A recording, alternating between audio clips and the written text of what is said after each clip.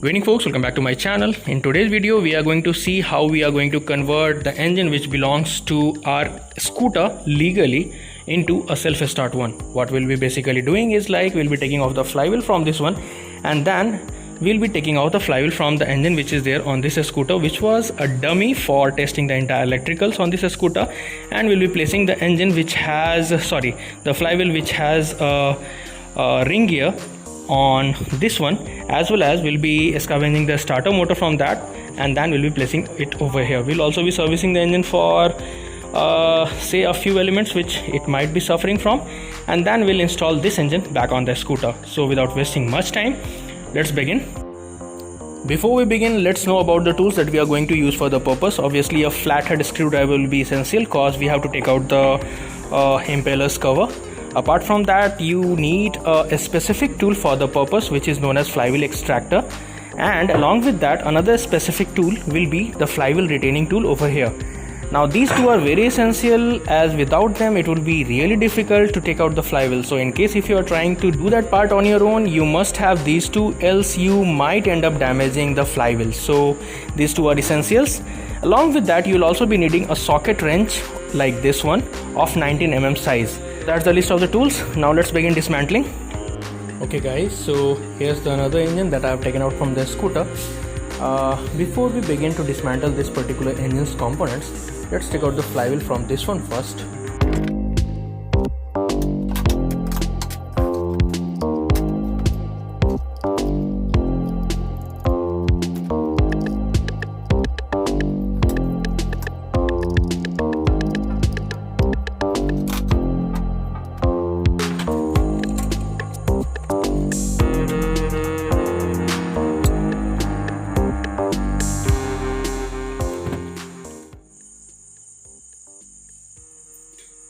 This is called Woodruff's key. It helps in retaining the position of the flywheel to a particular position itself. So don't really lose it, as it's really a little difficult to find in the market. So be careful with this. It's a very small part. Keep it very safely. Next we'll be taking out the stator plate. You can see there's a marking over here so that you don't really mess up with the timing. See that? So the same marking should be there on the another stator plate also. We'll just take that and place it over here. But before that, we'll be taking this one out.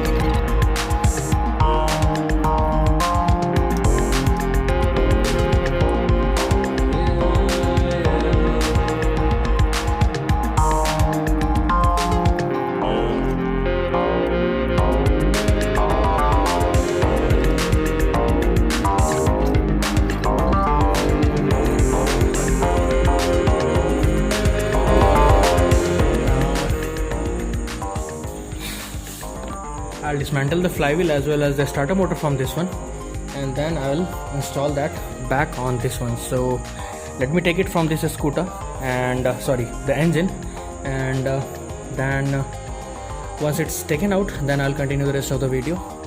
Okay guys, so as you can see, we have already taken out the flywheel as well as the starter motor from the engine, and they are placed over here. This one is the flywheel with the outer ring gear, as well as the starter motor in a pretty nice shape. I've cleaned them, that's why they look that neat. And also I've taken out the starter plate. However, you don't really need to do that. As you can see, both are identical. This one is from this engine which was on our scooter, and this one is the engine which we used to test the electronics. So this and this are identical in almost all aspects, and you don't really need to go ahead with the change.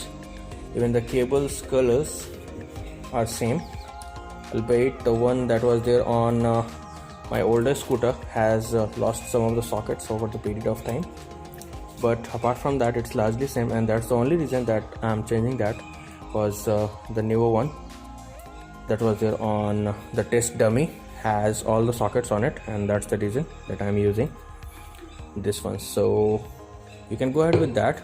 However, in case you just have bought a flywheel without a ring gear and the starter motor, that would be sufficient amount of hardware to go ahead with this task, and you can continue. So there's one more thing that I really wanted to discuss with you all, and that was this, that in case if you don't really have a specific tool, there is always another method, but sometimes it may happen to be a little difficult to accomplish the task. However, you can do it. So in our case, that situation occurred when I had to take out the studs which holds the starter motor to the body of the scooter. Now the problem is, in case if you are not really having a proprietary tool for the purpose, there is one way as I am showing right now, and that's how you are going to take them out. Now the problem is, you will be needing two you can say bolts of the similar size which goes on those studs, and then you have to tighten them against each other so that they are under extreme compressive force. Once that's done, you have to gradually rotate the lower one, the one which is closer to the body, in the direction in which the stud comes out. So that's a very small detail that I really wanted to share with you guys.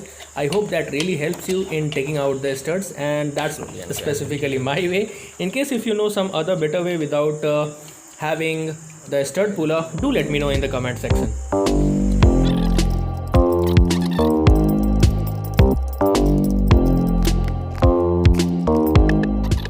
Okay folks, so we have taken out all the three studs, and that's really essential for mounting of starter motor.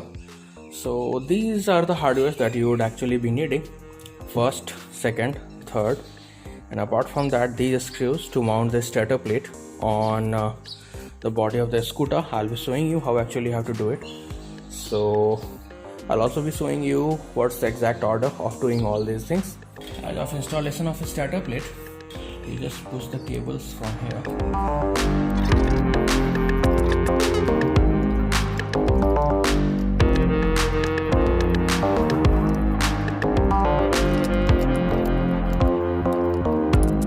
Here the cables are.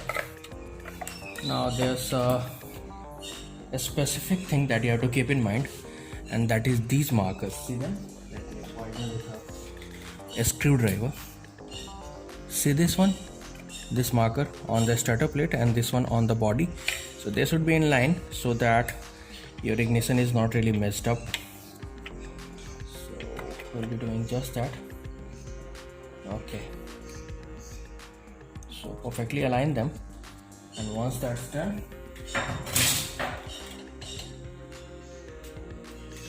it's time to tighten the screws. Remember, the starter plate is mounted to the body using 4 screws. Don't really try to open these one. You have to work them loose or tighten them on the body, sorry, starter plate.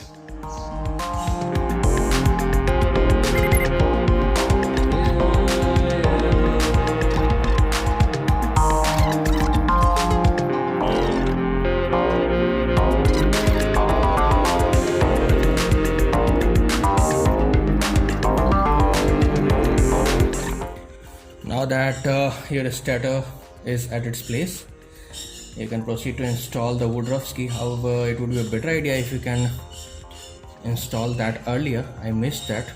You should not. So for that, what I'll be doing is, like, I'll be applying a little amount of grease on the hole for the key, and then using a pair of tweezers, I'll simply be pushing it into the slot.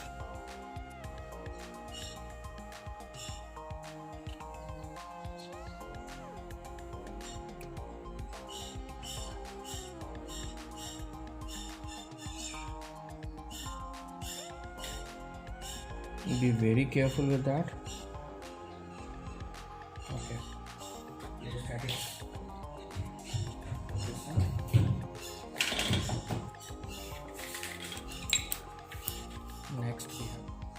place the flywheel, there would be a key slot. See that? This one. So obviously that's there for that Woodruff's key to go into. So align it accordingly and place it.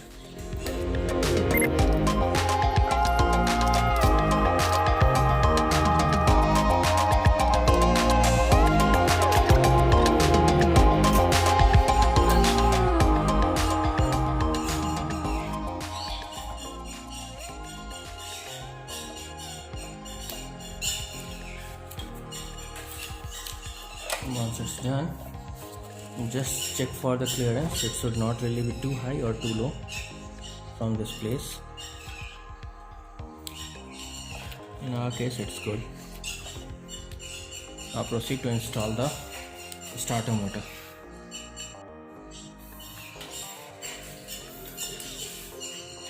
As you may find in your case too, there will be a lot of filth.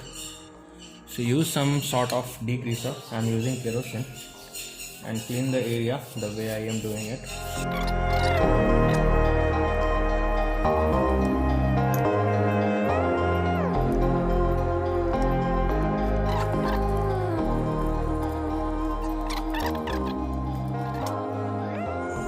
Once you reach this point, you will be realizing that although there are 3 holes, there are no internal threads or for that matter tapping done on them. So in order to insert those studs that you have to, in order to place the starter motor on the body of the scooter's engine, you really have to do the tapping work yourself. So we'll be doing just that. However, I don't really have the tapping set, and that I will be procuring, and once that's procured, I will be returning back and doing this stuff on my own.